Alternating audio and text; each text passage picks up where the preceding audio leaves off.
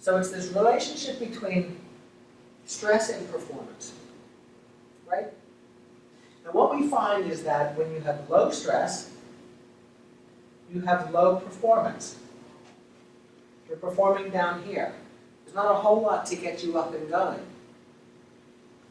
As stress goes up, our performance goes up to a point where here we're sort of maximally in the game.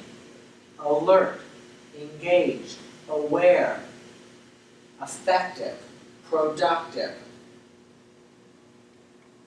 But with too much stress, as stress gets higher and higher and higher,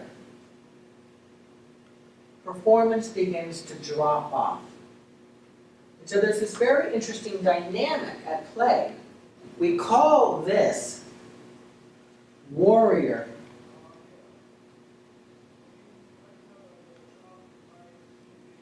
mind.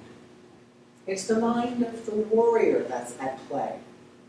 The warrior who, if you will, knows when to attack because that's what's called for, knows when to retreat because that's what's called for, knows when not to attack but stand one's ground because the attacking is not necessary. Right? The warrior knows what to do in the moment, is not afraid to do what needs to be done, and is willing to do what needs to be done without a self-conscious regard for what it all means for me. You want the warrior with you, really at any moment, because the warrior is the embodiment of compassion and wisdom, courage. Now, over here, we have what's often called, in the program I teach, worrier mind.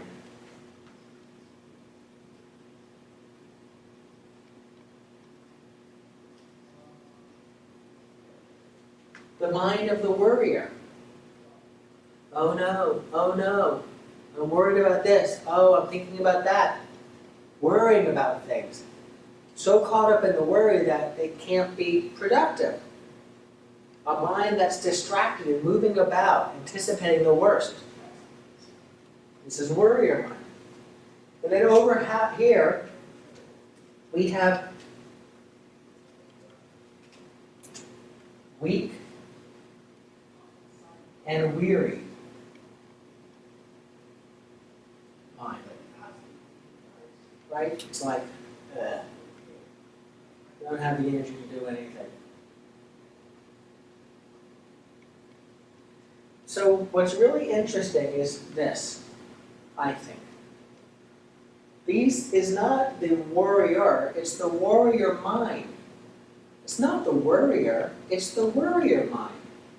And it's not one who is weak and weary, but it's the weak and weary mind. These are states of mind that we all experience from time to time. They're states of mind. They come and they go. We might have a tendency to hang out a little bit longer than we might like in one of them, and we might wish that we could spend a little more time in another one of them, but they're transient. It's the activation of the brain, it's the relationship between us and what we're experiencing, given our past and given who we are. And we can do something about it. So let's talk about what we can do about it.